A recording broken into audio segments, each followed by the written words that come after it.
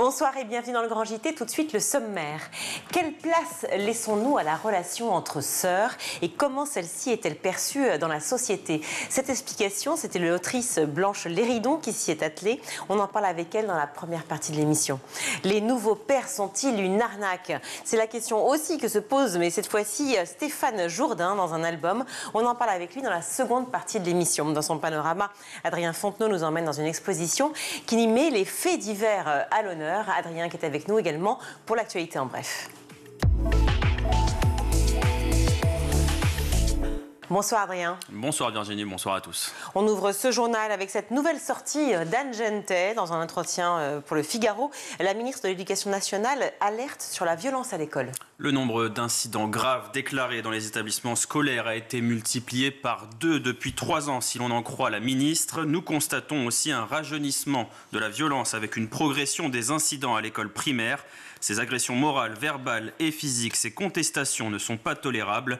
Dans beaucoup de collèges et de lycées, pour élever le niveau, il faut commencer par rétablir l'ordre tout en supprimant 4000 postes d'enseignants comme le prévoit le budget 2025. Et le rappelait la ministre cette semaine sur RMC, 2 idées qui ne vont pas ensemble. Écoutez Jérôme Guedj, député PS de l'Essonne.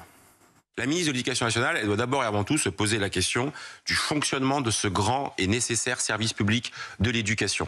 On ne peut pas avoir un budget en préparation et qui sera adopté à coup de 49.3 avec 4000 postes d'enseignants potentiellement supprimés et après s'émouvoir de la question de l'ordre. Parce que des enseignants, des adultes, de la présence dans l'établissement, c'est la transmission des savoirs, mais c'est aussi les conditions d'ordre et de sécurité. Donc, les enseignants, il faut qu'ils puissent avancer sur les 2 jambes.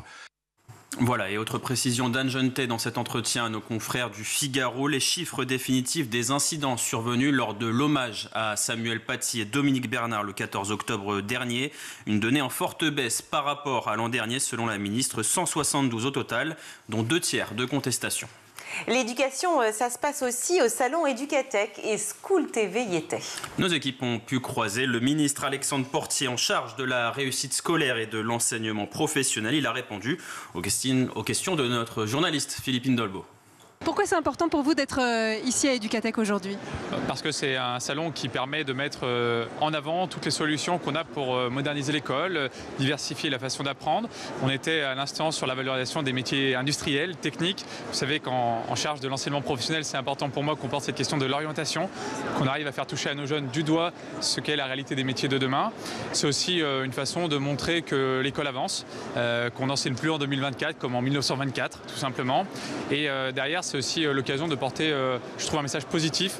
On a souvent une image très critique, on met toujours en avant ce qui ne fonctionne pas à l'école. J'en ai un peu marre de l'école bashing, m'excusez ce bon patois. J'aime bien aussi qu'on montre l'école qui va de l'avant, qui teste des choses, qui travaille avec le monde qui l'entoure. Là, on était sur la réalité virtuelle, ça montre qu'on est capable de faire des choses différemment aujourd'hui et que le numérique peut être utilisé de bonne manière pour moderniser l'école aussi.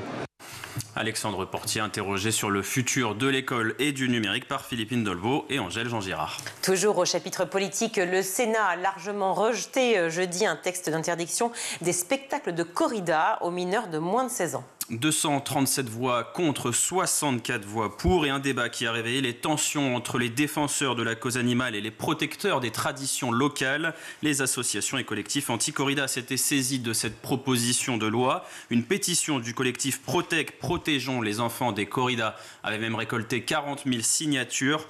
Mais la Chambre haute du Parlement a décidé autrement, au grand regret de la fondation 30 millions d'amis, qui révèle, selon un sondage IFOP réalisé en janvier dernier, le rejet des Français pour la corrida. 75% souhaitent même son interdiction pure et simple, pas seulement pour les plus jeunes.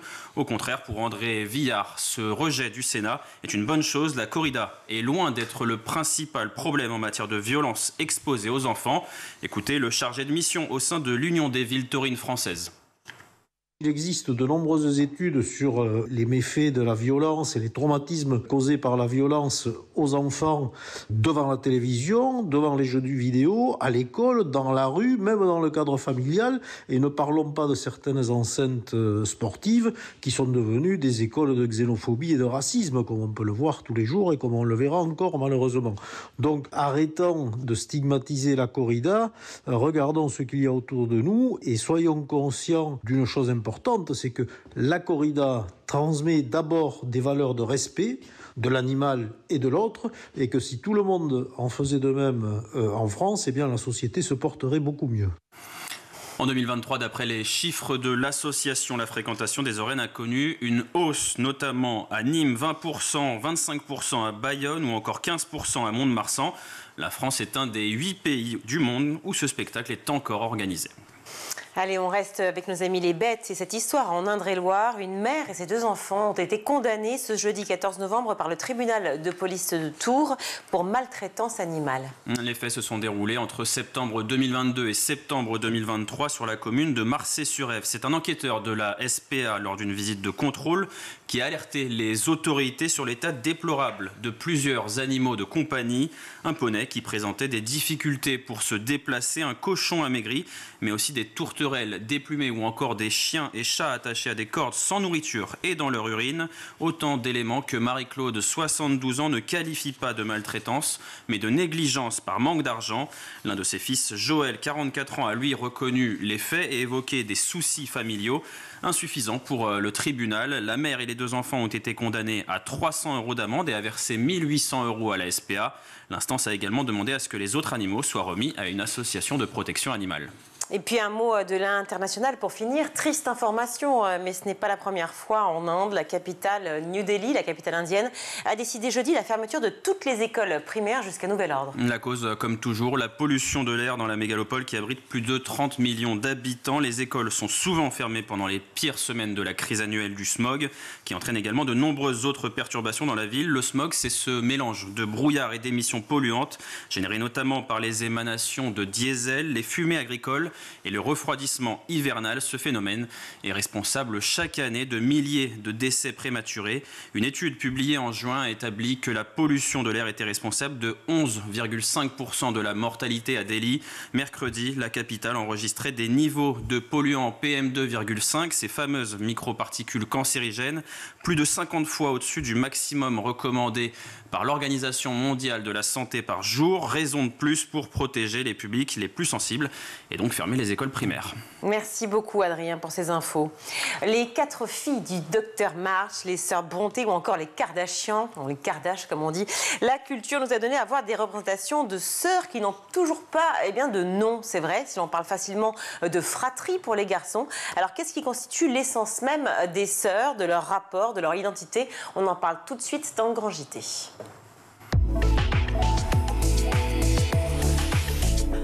Blanche Leridon, bonjour. Bonjour. Merci d'être avec nous. Vous êtes autrice de ce sublime Le Château de mes sœurs, des Brontë aux Kardashian, enquête sur les fratries féminines, paru aux éditions Les Pérégrines. Merci d'être avec nous. Vous êtes également donc essayiste, je le disais, enseignante à Sciences Po, également directrice éditoriale à l'Institut Montaigne. On parle du Château de mes sœurs. Vous retracez à travers cet ouvrage une histoire des fratries féminines.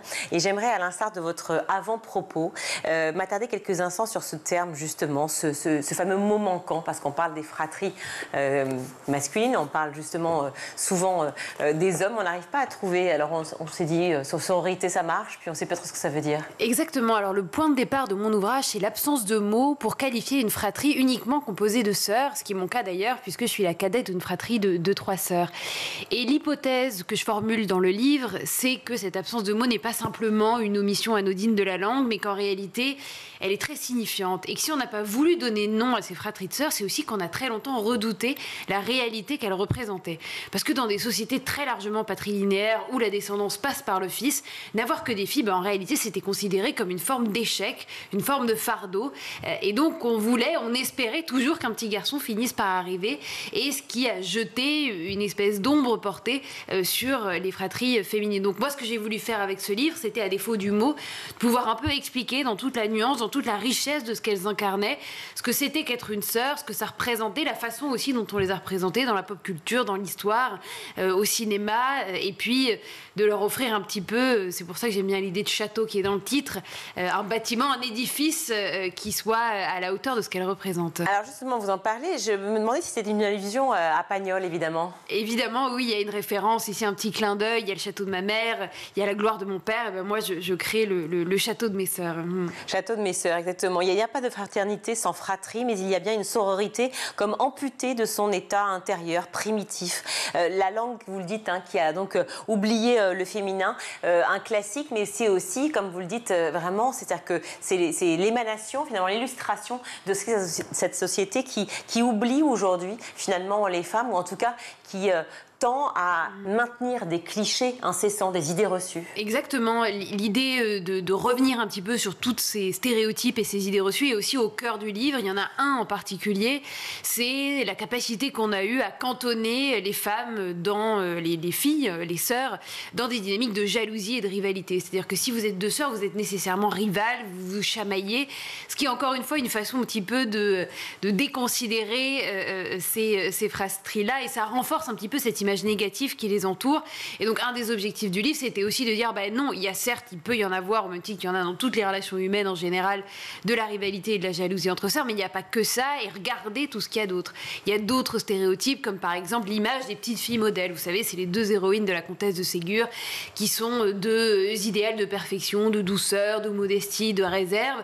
Et c'est l'idée de se dire, quitte à avoir des filles, il faut qu'elles soient parfaitement assorties, bien coiffées, habillées pareil, etc. Et ça aussi, c'est un autre stéréotype que j'ai essayé de bousculer un petit peu en montrant qu'il peut y avoir d'autres représentations infiniment plus riches que celle de la comtesse de Ségur. Oui, c'est vrai que lorsque je vous ai lu, je me demandais, vous parliez d'archétype de la sœur maléfique, parfaite ou rivale, effectivement de ces fameuses rivalités éventuelles, tous ces clichés qu'on imagine sur les filles, les femmes en général et sur les sœurs en particulier, sur les clans en fait, qui se resserrent à chaque fois. Je me suis demandé, est-ce que finalement on retrouve ces clichés-là dans la littérature, mais justement genrée, masculine? Est-ce qu'on parle comme ça d'hommes qui seraient, pareil, maléfiques, parfaits et rivaux entre eux? Beaucoup moins.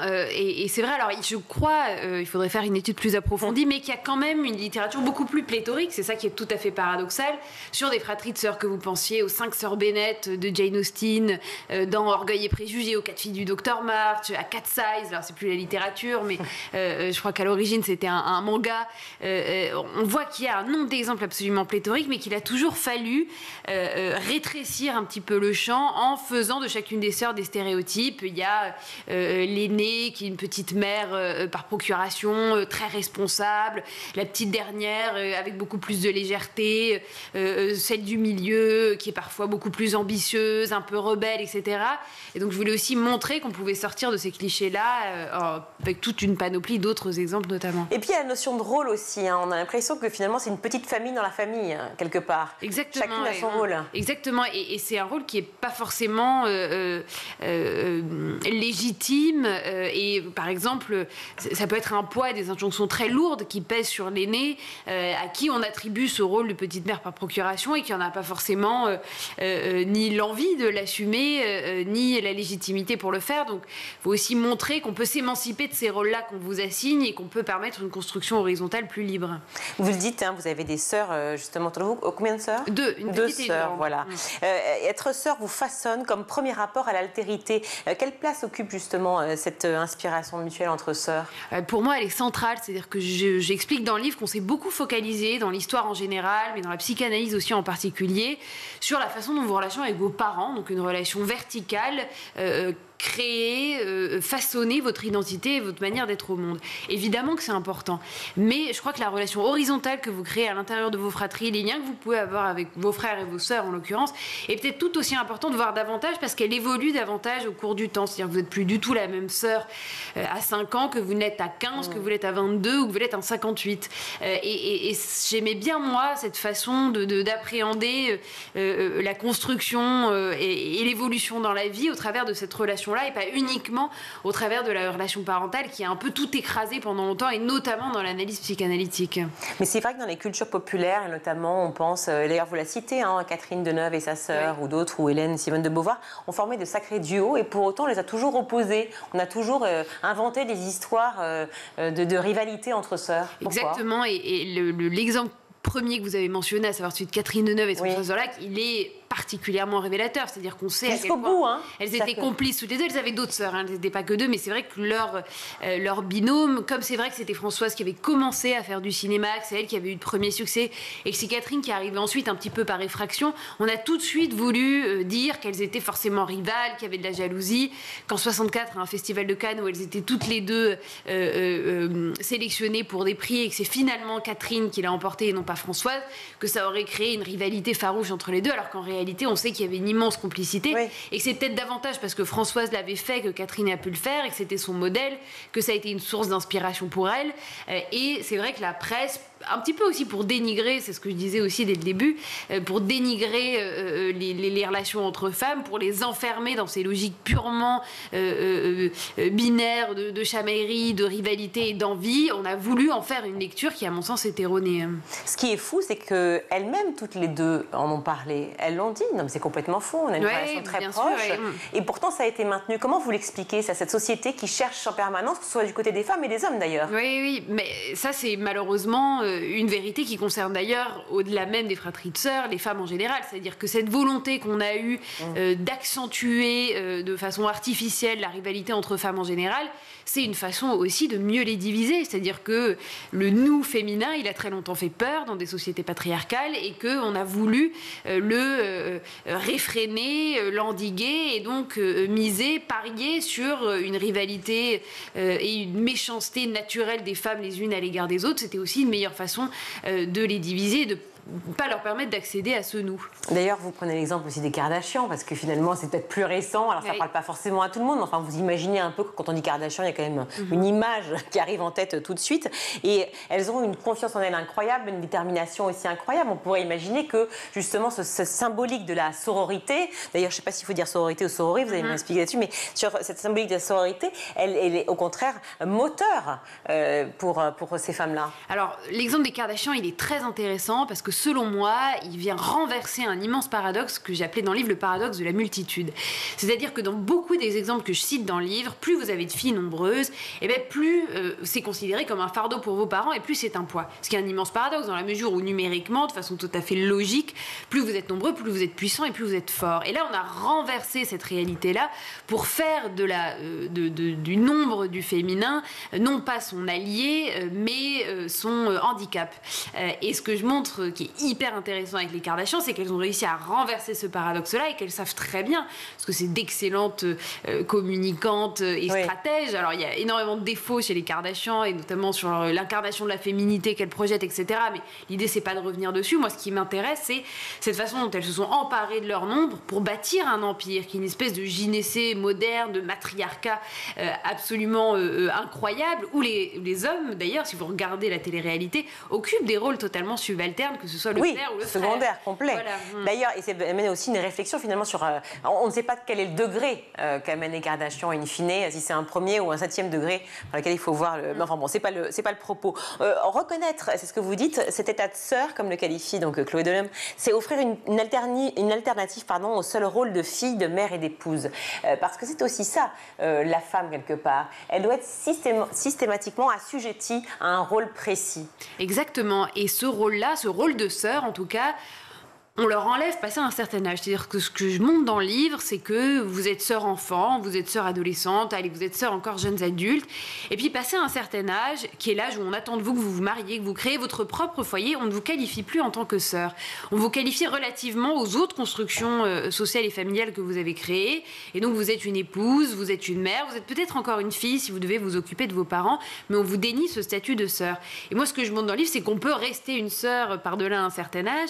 Et il y a un déficit de représentation sur les sœurs passé un certain âge qui est absolument flagrant, où donc les petites filles modèles ou les sœurs dans Virgin Suicide et les autres, quand vous grandissez, vous avez vocation à vous émanciper de cette structure sororale, et ça c'est très dommage, que rien n'interdit. Moi je sais que j'ai des sœurs, on continue à se voir à l'âge adulte, c'est même peut-être plus puissant le lien qu'on a aujourd'hui dans la mesure où il est choisi, c'est-à-dire qu'enfant vous cohabitez de façon un petit peu contrainte, vous devez partager des chambres, vous êtes serré sur la banquette arrière d'une voiture, mais quand adulte, vous décidez souverainement de continuer à vous voir, ça prouve bien qu'il y a quelque chose de très profond, un attachement, une intimité que vous souhaitez prolonger, et donc sur des bases qui sont celles du volontariat, qui sont celles de l'amour et de l'envie. C'est vrai que dans toutes les représentations que j'ai pu trouver sur des sœurs à l'âge adulte ou des sœurs qui atteignaient la vieillesse, c'était un petit peu des modèles repoussoirs. C'est des vieilles filles qui, les pauvres, n'ont pas réussi à se caser et qu'on regarde avec un petit peu de tristesse et de compassion, alors même qu'on peut tout à fait imaginer des schémas dans lesquels ces formes sociales-là sont choisies et ne sont pas subies. Et ces modèles dont on parle, on disait les Kardashians, mais ça peut être Charme, ça peut être n'importe quel autre modèle qu'on a retrouvé à la fois dans le cinéma, dans la littérature, dans la fiction et autres. Est-ce qu'ils ont influencé, à votre sens, la pensée commune ou c'est l'inverse? Ah oui, ça a beaucoup influencé. Moi-même, je sais, quand on me lisait les petites filles modèles de la comtesse de Ségur enfant, j'avais l'impression que c'était ça qu'il fallait être quand on était une petite fille, et cet idéal de perfection qu'on a décrit. Ce qui peut être par ailleurs très intimidant et très bridant quand vous êtes une petite fille et que vous dites « mais je ne ressemble pas du tout au modèle qu'on me montre dans les livres ». Après, ça peut avoir des effets beaucoup plus vertueux. Vous avez mentionné les sœurs Halliwell dans Charmed, qui était une série que moi je regardais beaucoup au tout début des années 2000 avec mes sœurs, et donc qui incarnait quelque chose de très puissant parce que au-delà de leur vie quotidienne, de leurs problèmes d'amour, de travail, elles avaient aussi pour mission de combattre les forces du mal. Elles avaient des pouvoirs magiques, donc elles incarnaient quelque chose de l'empowerment au féminin qui était extrêmement moteur et stimulant pour une petite fille. Mais c'est vrai que pour moi les représentations c'est absolument clé, et si vous montrez des modèles un petit peu porteurs, stimulants à des petites filles, ce sera infiniment plus moteur pour elles. Il y a un exemple en particulier que je trouve très important et intéressant, c'est celui de la Reine des Neiges. La Reine des Neiges, c'est le premier Disney où l'aboutissement final, c'est pas un prince charmant qui vient sauver sa princesse, mais c'est une princesse qui est sauvée par sa propre sœur, avec là encore des rôles masculins qui sont plutôt marginaux. Et ça, je trouve ça révolutionnaire, vraiment, je pèse mes mots, que dans l'imaginaire mental de millions de petites filles et de petits garçons d'ailleurs, à travers le monde, qui vont regarder Disney, parce qu'on sait que le premier tome de la Reine des Neiges, il a battu tous les records du box-office de Disney, et ben ça vous montre une autre forme d'accomplissement au féminin où votre bonheur et votre accomplissement ne passent pas uniquement par un prince charmant, mais peuvent passer par d'autres biais, et notamment par cette valorisation du lien qui vous unit à votre sœur. Et d'ailleurs, c'est vrai qu'il y a le lien de la sœur sur la Reine des Neiges, mais il y a aussi effectivement cette absence de rôle précis. C'est-à-dire qu'en fait, on est vraiment dans le lien d'une sœur à une autre, du partage de valeurs, du partage d'entraide, et il n'y a pas autre chose qui se joue là. C'est ça, il n'y a pas de lien hiérarchique. On n'est pas dans le féminisme pur, en fait. Non, c'est ça. C'est vraiment quelque chose d'horizontal. Il n'y a pas d'engagement. Il y a une forme de presque de gratuité dans le lien, d'affection et d'absence de hiérarchie. Et ça, c'est tout à fait formidable. Caractériser, séparer, stéréotyper, tous ces termes-là qu'on retrouve tout au long de votre livre. Je le rappelle, le titre, Le château de mes sœurs, des Brontë aux Kardashians, enquête sur les fraternités féminine par les éditions Les Pérégrines.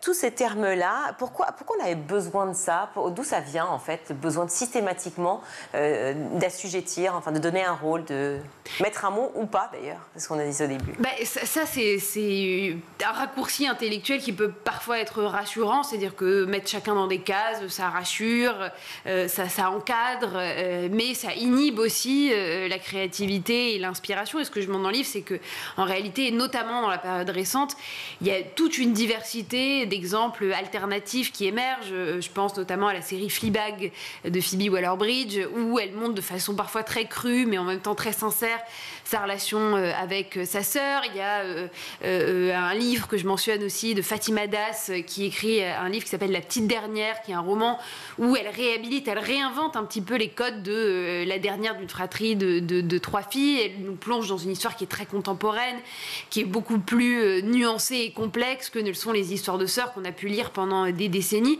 Et donc moi j'aime bien bousculer un petit peu ces représentations-là et montrer d'autres exemples, des exemples historiques aussi. Vous avez mentionné Simone et Hélène de Beauvoir, c'est fascinant leur relation. On a parlé de féminisme. Pour moi, le féminisme de Beauvoir, il vient de sa relation avec sa sœur. C'est Simone de Beauvoir qui s'est battue auprès de ses parents pour que sa sœur puisse faire des études de dessin et puisse embrasser sa vocation d'artiste, là où ses parents y étaient opposés. Et c'est dans l'intimité de leur chambre livres partagés, que Simone écrivait des histoires et que Hélène en faisait des illustrations. Et donc ces exemples-là, ils sont peut-être insuffisamment connus et je crois qu'il faut les porter, il faut les projeter et les faire connaître. Vous parlez des parents, justement. Est-ce qu'ils sont réceptifs à cela quand vous avez, par exemple, écrit votre livre, peut-être les premières pages, ou en tout cas, ou peut-être le livre avant qu'il ait paru. Est-ce que vous l'avez fait lire à votre propre père, à vos frères? Ah non, vous n'avez pas de frères, pardon, mais je sais pas, des cousins. J'ai fait lire à mes sœurs, bien sûr, qui ont été partie prenante sur ce qu'elles sont dedans en plus. Donc, alors, c'est pas un livre qui parle de ma vie, mais évidemment, il y a des références qui permettent d'incarner un petit peu davantage mon sujet. Mon père l'a lu après la publication, mais je crois que de toute façon, tout ce que j'écris, il est parfaitement à l'aise. Et puis j'écris même que mon père, contrairement à d'autres pendant des décennies, des siècles en réalité, n'a pas été déçu de n'avoir que 3 filles et ça n'a pas été vécu pour lui comme une punition. Mais ce que je montre, c'est que par exemple, j'échangeais, il y a beaucoup de témoignages aussi dans le livre, avec une jeune femme qui a 4 sœurs, donc elles sont 5 filles, et elle me dit que la première chose qu'on lui répond quand elle se présente et qu'elle dit j'ai 4 sœurs, c'est oh, ton pauvre papa. Ce qui prouve qu'encore aujourd'hui, il y a beaucoup de stigmates sur les fratries de filles et pour certains, ça peut être considéré comme une forme de fardeau pour les parents. Alors, ça engendre mythes et fantasmes. Vous révélez que dans Biba, on peut lire que pour avoir un petit garçon, la présence, je l'ai donc appris, d'un orgasme chez la femme est un bon point, car ainsi, grâce aux contractions du vagin, eh bien, les spermatozoïdes Y remonteraient encore plus vite que les spermatozoïdes X, du coup, une théorie basée sur la vélocité supposée des spermatozoïdes Y, contrairement à ceux des femmes. Ce que j'ai voulu montrer là, c'est qu'il y a beaucoup de croyances populaires autour de la naissance, autour de la natalité, autour du fait d'avoir des petites filles, qui associent toujours de façon un petit peu péjorative les exemples péjoratifs à la naissance d'une fille, au contraire, des exemples plutôt positifs à la naissance d'un garçon. C'est-à-dire, vous avez un orgasme, ce sera un garçon. Vous savez, il y a aussi, dans la culture populaire, aussi cette croyance selon laquelle quand vous tirez le bréchet du poulet, si la maman garde le plus grand bout dans la main, ça veut dire qu'elle aura un garçon. Donc c'est des toutes petites choses mais qui sont révélatrices du fait que tout ce qui est positif est associé au masculin. Au contraire, les douleurs pendant les contractions, dans une forme de culture populaire un peu archaïque, ont été assimilées à la naissance d'une petite fille. Donc ce qui montre encore à quel point il peut y avoir de préjugés et de stéréotypes attachés au genre. Et très compliqué, évidemment, en France toujours, puisqu'on le voit, évidemment, avec ce que vous citez, racontez, mais c'est valable aussi dans le monde entier, et avec des exemples qui sont beaucoup moins, ou qui prêtent beaucoup moins à sourire.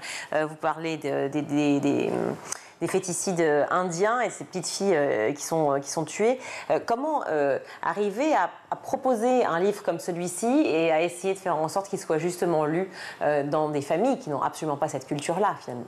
Exactement, c'est intéressant que vous mentionniez l'Inde, mais il y a aussi la Chine dont je parle dans mon livre, c'est-à-dire que ce qui aujourd'hui peut nous sembler un peu éloigné, à raison, et on peut s'en réjouir, c'est-à-dire qu'aujourd'hui, bien sûr, dans la France de 2024, avoir que des filles n'est pas considéré comme un fardeau et une terreur économique pour les familles. Mais il y a encore plein de pays où les stéréotypes sont encore très ancrés. On a parlé de l'Inde et c'est lié notamment au phénomène de la dot. Vous savez, la dot, c'est cette capacité pour une fille d'arriver à un mariage avec une contribution financière importante. Et plus elle est importante, plus son mariage peut être considéré comme bon.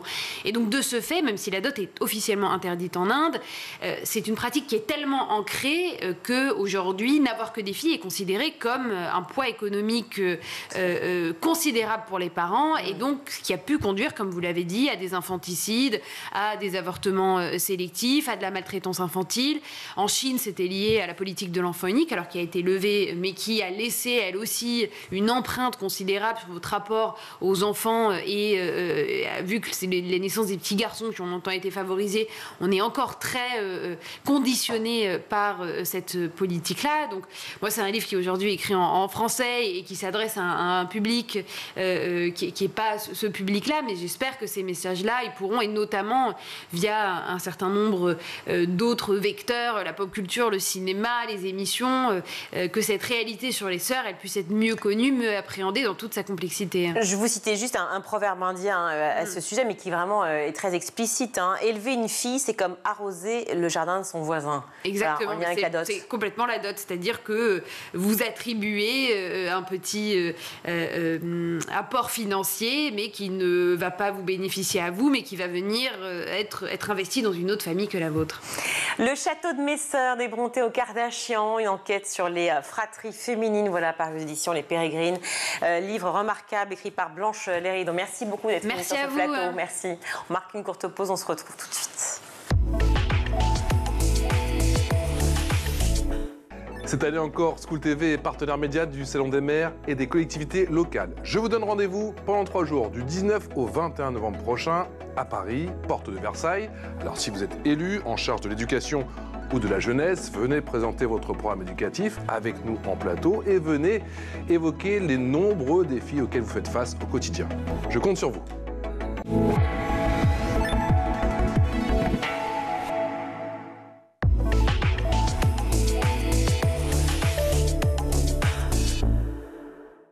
De retour dans le Grand JT, je suis ravie d'accueillir Stéphane Jourdain. Bonjour. Bonjour. Vous êtes le co-auteur avec Guillaume Dodin et également Antoine Grimet à l'illustration de ce livre L'arnaque des nouveaux pères, par aux éditions Glénat.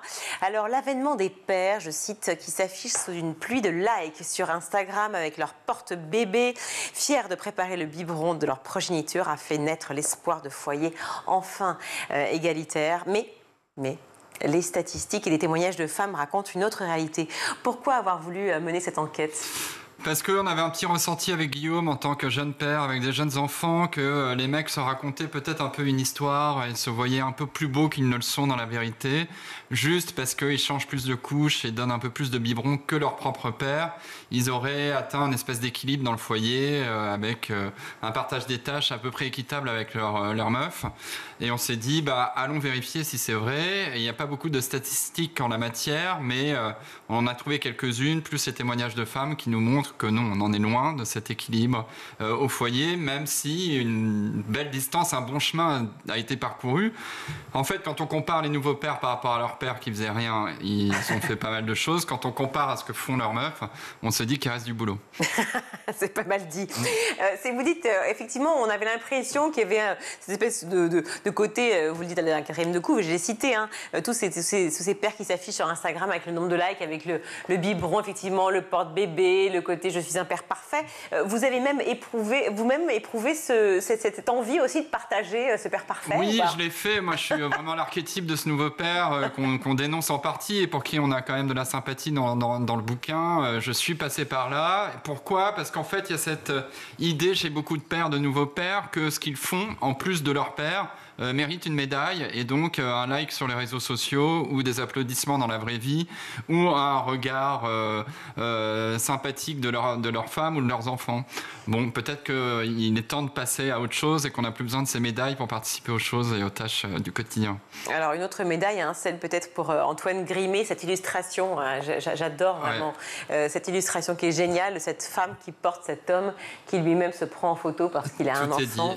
Voilà, tout est dit. Et effectivement, c'est la réalité, il ne faut pas se mentir, même s'il y a des pères qui portent beaucoup de choses aussi, évidemment. Ces nouveaux pères qui utilisent les réseaux sociaux, mais derrière ces stories, vous l'avez dit, il y a une autre réalité. Est-ce que c'est une volonté aussi, quelque part, avant même d'être dans ce changement, c'est une volonté de changer l'image de l'homme de manière générale, ou est-ce que finalement c'est un mirage complet ? Non, c'est pas un mirage complet parce que, on l'a dit, les nouveaux pères sont quand même plus impliqués et puis ils sont plus intéressés par les temps passés avec l'enfant, etc. Donc tout ça n'est pas complètement fake, loin de là.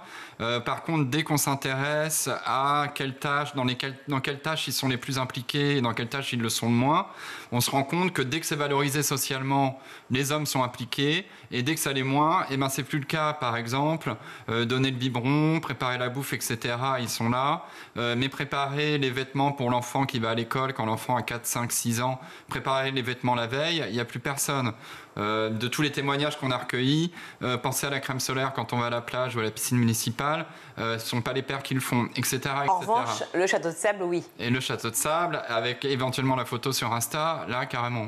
Oui, c'est ça. On a toujours effectivement le père vaillant qui est toujours là. On peut parler de charge mentale, d'ailleurs, vous en parlez assez vite, dès le début, finalement, de cette phrase qui revient souvent et qui est souvent citée par les mamans.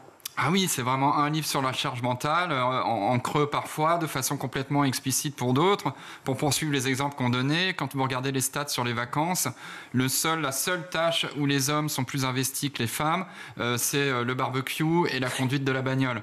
Pour toutes les autres, et même pour la préparation de la valise, etc., ce sont les femmes qui le font plus. On a même découvert, moi ça me paraissait complètement ahurissant, qu'il y a des couples où c'est la femme qui prépare la valise de l'homme, du père, ce qui me paraît complètement dingue. Donc voilà, je pense qu'il était temps quand même de pointer un doigt là-dessus et de se dire qu'il fallait qu'on change. Alors c'est plus qu'un doigt parce que vous dites que c'est quand même une révolution manquée, hein. C'est vraiment la couverture du livre. Oui, une révolution manquée, on a hésité avec Inachevé qui était un peu plus positif. Voilà, c'est un processus et toute la question du livre, c'est est-ce que ça va prendre une génération ou est-ce que ça va prendre 300 ans? Et en fonction des endroits où vous êtes plus ou moins optimiste. Alors pourquoi vous pensez que ça n'a peu ou pas évolué justement en 50 ans et pourquoi finalement, malgré les revendications féministes, malgré beaucoup de changements quand même de point de vue et de vie et aussi de revendications d'enfants quelque part, parce que les enfants disent aussi mais attends, pourquoi t'es pas là quoi? Pourquoi t'es pas là pour aussi faire le dîner? Pourquoi t'es pas là papa pour faire les choses? Bon, on pourrait faire une thèse sur cette question. Moi je pense qu'on vit sous le régime du patriarcat, qu'il est très favorable aux hommes et que c'est très agréable d'avoir des privilèges. Le patriarcat, qu'est-ce que ça implique pour les pères? Ça veut dire que s'ils font pas les choses, s'ils oublient une tâche administrative d'inscrire un enfant dans une école ou d'appeler le pédiatre, finalement quelqu'un va le faire derrière, la mère.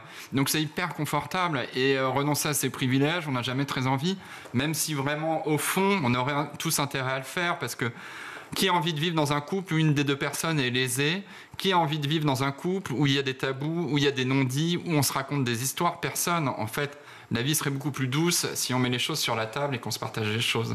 Mais c'est votre femme qui vous a dit un jour, non mais attends, t'es gentille, c'est pas parce que t'as fait ton château de sable et que t'as tout d'un coup posté une photo parce que t'as fait 3 km de marche avec nos enfants que tout d'un coup tu es au même pied d'égalité que moi. Je suis HS et toi tu vas bien. Alors non, pas du tout. comment vous percutez un moment et comment vous vous dites non. Il y a un moment, c'est vrai que je suis peut-être à côté. Ma femme, elle a lu la BD il y a quelques semaines, elle l'a fermée, elle m'a dit mais tu crois que ça va intéresser des gens? Donc non, elle est pas du tout là-dedans, on la voit dans la BD et elle n'a pas envie qu'on lui impose de passer forcément plus de temps avec ses gamins. Elle a une très belle carrière professionnelle et elle est dans autre chose. Mais non, c'est nous avec Guillaume, on a fait un premier livre sur la contraception masculine. Les contraceptés, on est très intéressés par tout ce qui se passe dans le sillon de MeToo, de cette révolution. Moi, je trouve que journalistiquement et en tant qu'homme, c'est quelque chose de passionnant à couvrir, tout ce que ça induit comme conséquence. Et donc, on avait bien envie de nous pointer du doigt pour la contraception, un tabou. Et là, dans cette histoire, des hommes qui justement se racontent un peu une histoire. Alors, ils se racontent une histoire, notamment l'histoire aussi au travail. On parle de système égalitaire. Il y a tout un chapitre que vous proposez sur le travail. Comment vous avez pu décrypter ça? Quels étaient finalement les témoignages que vous avez reçus? En fait, en s'intéressant à l'organisation de l'entreprise, on se rend compte que l'entreprise a quand même beaucoup moins évolué que la société et que les hommes et que les pères. Aujourd'hui, très souvent, l'organisation est la même quand vous avez un enfant de 6 mois et quand vous avez un enfant de 22 ans. Or, vous devez quand même beaucoup plus de temps et d'énergie quand vous avez un enfant en bas âge. Donc c'est ça qui nous a intéressés. Nous, on a vraiment identifié deux points de blocage assez immédiats. C'est le temps du congé paternel qui est trop faible, qui était de 3 jours il y a 20 ans. Maintenant, c'est 28 jours, mais c'est encore peu. Et puis, l'organisation de l'entreprise qui est vraiment très peu adaptée aux jeunes parents en général et notamment aux jeunes pères. Oui, sortis de l'école, c'est 16h ou 16h30 et rares sont effectivement les salariés qui quittent leur bureau à cette heure-ci. C'est l'exemple que je donne, moi, à France Inter, pour ne pas le nommer. Quand je pars à 17h30, je suis sûr de me prendre 3 blagues sur t'as posé ta journée. C'est de bonne guerre, mais c'est un peu relou en vrai, parce que la vérité, c'est qu'on a tendance un peu à cacher quand on s'en va pour s'occuper de nos enfants, alors qu'il ne faut pas avoir honte de ça. Alors, évidemment, il y a l'aspect transgénérationnel qui s'empare, et vous l'avez dit, les hommes de maintenant ne sont pas les mêmes qu'avant, certes, mais enfin, ça n'a toujours pas beaucoup évolué quand même. Est-ce que vous avez pu discuter de cela, par exemple, avec votre papa ? Oui, alors on l'a fait, c'est un moment qu'on a repoussé tous les deux, Guillaume et moi, on n'avait pas envie de le faire. Je crois qu'on a 2 pères tous les deux qui sont très discrets, qui n'aiment pas trop parler de l'intime et de leurs ressentis, et ça c'est révélateur de ce que sont les hommes de cette génération et encore aujourd'hui, je crois. Donc c'est un moment qu'on a repoussé, qui est arrivé plutôt à la fin de notre enquête, mais c'était très important d'avoir leur ressenti sur ces évolutions, et puis que nous, on comprenne bien aussi d'où on vient. Moi, pour parler 2 secondes de mon père, il était entièrement impliqué dans sa vie professionnelle. Il nous faisait un bisou le soir à 21h quand il rentrait. Donc évidemment, ça a beaucoup évolué, mais il reste beaucoup des résidus de cette société-là quand même. Vous faites intervenir des sociologues, des influenceurs. Quel a été leur point de vue, leur rapport pour cet ouvrage ? Alors, la sociologue qu'on a vue, la première, Lix Ponton, qui a beaucoup travaillé sur ces questions, justement, pointe vraiment le rôle du congé paternel dans toutes ces inégalités. Et quand on a été voir en Suède comment ça se passe, en Suède, le congé paternel, tout est organisé pour que le père se retrouve tout seul avec l'enfant pendant 2 ou 3 mois. Et ça change tout parce que vous n'écoutez pas de la même façon les conseils qu'on va vous donner quand vous savez que vous allez être tout seul et qu'il n'y aura pas maman pour vous dépanner. Nous, en France, on peut le dire, la maternité... les pères, d'abord, on ne s'adresse pas forcément à eux, et ensuite, ils peuvent écouter d'une oreille pas forcément attentive, parce que de toute façon, ils savent que très rapidement, ils vont se retrouver au boulot et que c'est la mère qui va gérer. Donc ça, c'est une révolution, elle va prendre beaucoup de temps, mais on espère qu'elle va venir assez vite quand même. Mais est-ce que ce n'est pas plutôt la révolution de l'image qui s'opère, plutôt que la révolution, finalement, au sein des foyers, au sein du couple, au sein du duo ? Qu'est-ce que vous voulez dire ? Eh bien, justement, cette image, c'est la couve, hein. C'est-à-dire que c'est ce papa ouais, qui mais se prend en photo. Ça, c'est la révolution de la charge mentale et je veux dire, on a quand même, quand on liste toutes les tâches qui sont liées à l'arrivée d'un enfant dans un foyer, elles sont nombreuses, ça passe beaucoup de temps et il y a un énorme différentiel. Aujourd'hui, la dernière étude complète sur le sujet dit que c'est à 70% la mère qui gère les tâches domestiques, ménagères et liées à l'arrivée d'un enfant dans le foyer. Une autre stat complètement dingue, un homme s'occupe le plus des tâches domestiques quand il n'a pas de femme et quand il n'a pas d'enfant. Plus il a d'enfants, moins il s'en occupe. Plus c'est délégué à d'autres femmes de ménage, nounous, etc. Et à la mère qui va de plus en plus passer en temps partiel pour s'occuper des enfants. Ça paraît quand même complètement fou, quoi. Peut-être ma question était mal posée, mais c'était l'idée de l'image, cette révolution qui s'opère de plus montrer qu'on tend à changer finalement de mentalité, alors que finalement les choses ne changent pas beaucoup. Et quand on voit d'autres pays, alors je ne parle pas que de la France, hein, soyons un peu plus ouverts sur le reste du monde, quand on voit l'arrivée de Trump, l'image de la femme, ce qui est porté aujourd'hui, des vidéos qui font 90 millions de vues sur le corps de la femme qui nous appartient et autres, que vous avez forcément suivi, on se pose cette question de se dire à un moment, est-ce que réellement on est dans une progression ou une régression ?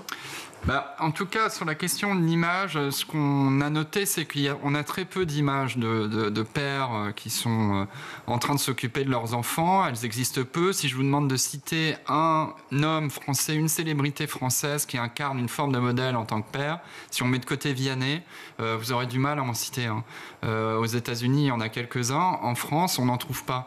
Et donc ça, c'est sûr que c'est une des données du problème. On n'a pas d'exemple de père qui donne envie de s'impliquer, de passer du temps avec ses enfants, etc., et éventuellement d'apparaître en image. Et c'est aussi la notion de famille et d'enfant qui est problématique en France. Quand on va dans un endroit avec des enfants, ça pose problème. Quand on arrive dans un train, avec des enfants, c'est un enfer. Ouais. C'est le symbole de la famille, peut-être, qu'il faut revoir aussi.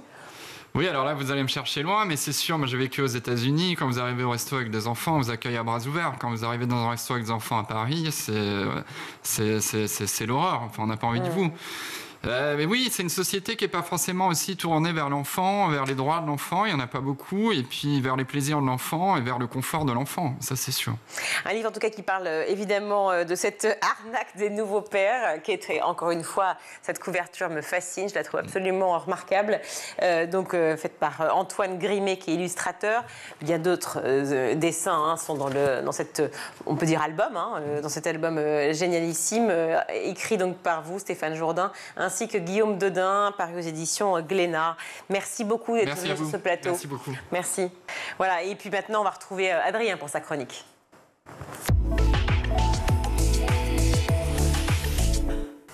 Adrien, aujourd'hui dans Panorama, on part au sud de Paris pour mener l'enquête. Ça va, c'est assez mystérieux pour vous, Virginie ? Oui, tu dis comme ça, j'aime bien. Eh ben, on peut y aller. Alors oui, je vous emmène effectivement à Vitry-sur-Seine où débute aujourd'hui une vaste enquête. Plusieurs même, des faits divers, tous au même endroit. Les faits divers sont partout au coin de la rue, mais aussi de plus en plus vite dans les médias, que ce soit dans la presse écrite, la télévision ou les podcasts. Ils nous fascinent et investissent l'art aussi désormais, car à Vitry-sur-Seine, donc, le musée d'art contemporain du Val-de-Marne vous propose cette exposition Faits divers, une hypothèse en 26 lettres, 5 équations et aucune réponse. Bande-annonce.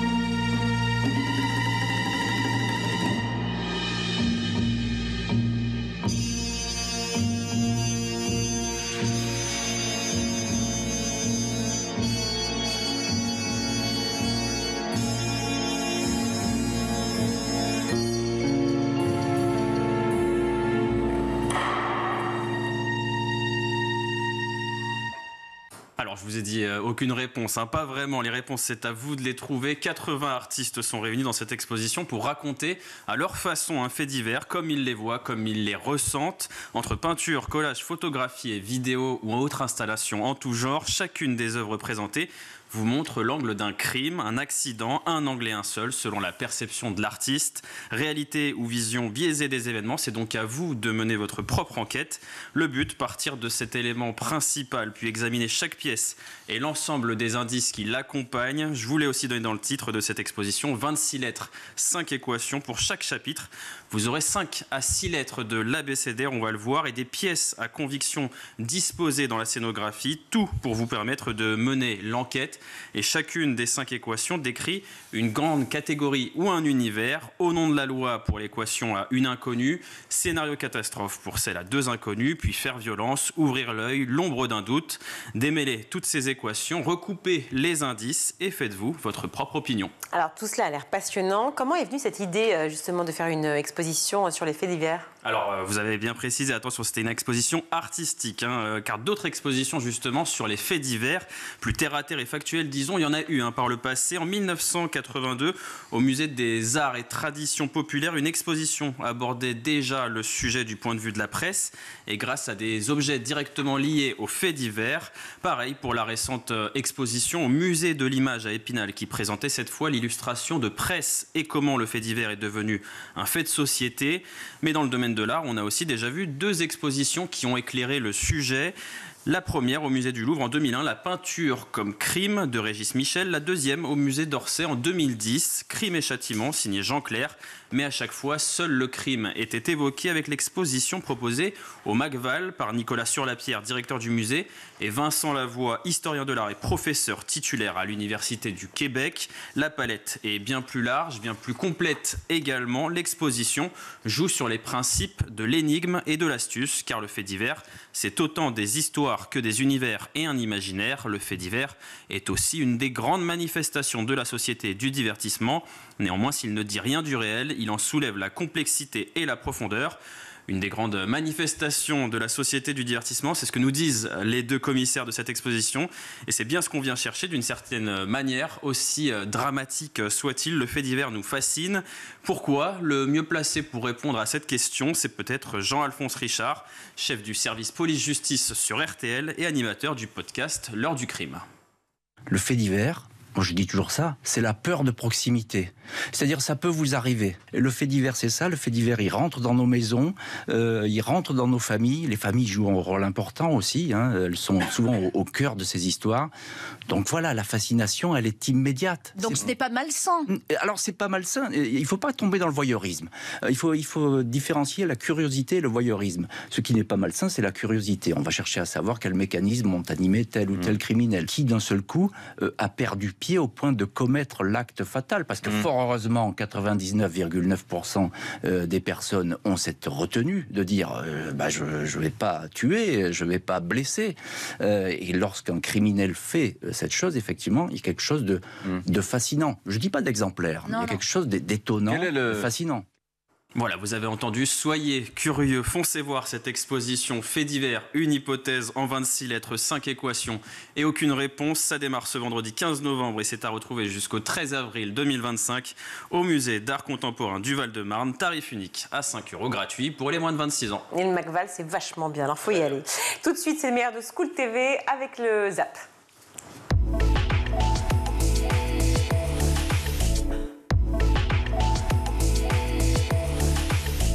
Contestation depuis fort longtemps maintenant dans les départements et dans les régions d'outre-mer.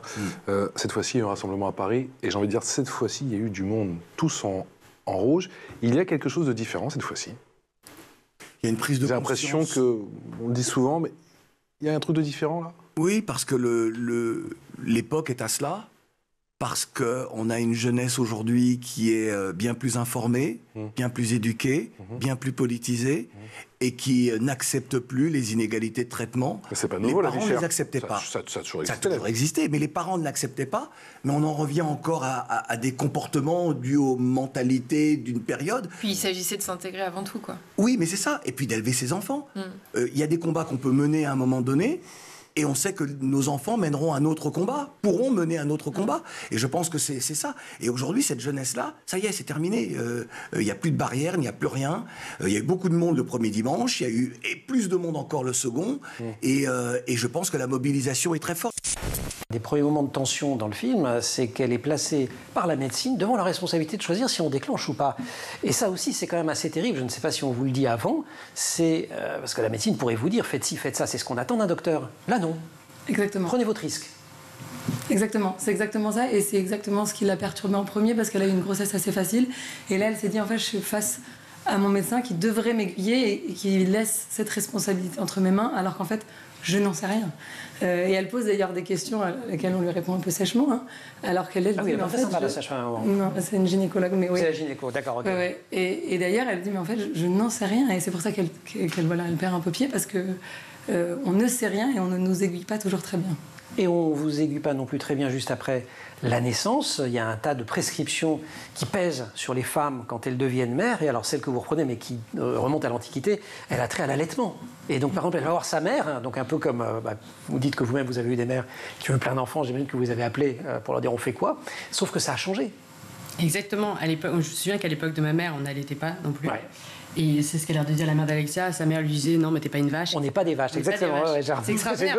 Aujourd'hui, l'allaitement, il faut absolument le faire. On se sent hyper mal. D'ailleurs, souvent quand on parle à des mamans, c'est qu'elles disent l'allaitement a été très dur à faire, je me sentais tellement coupable. Alors qu'à l'époque de nos parents, je pense qu'ils n'essayaient même pas.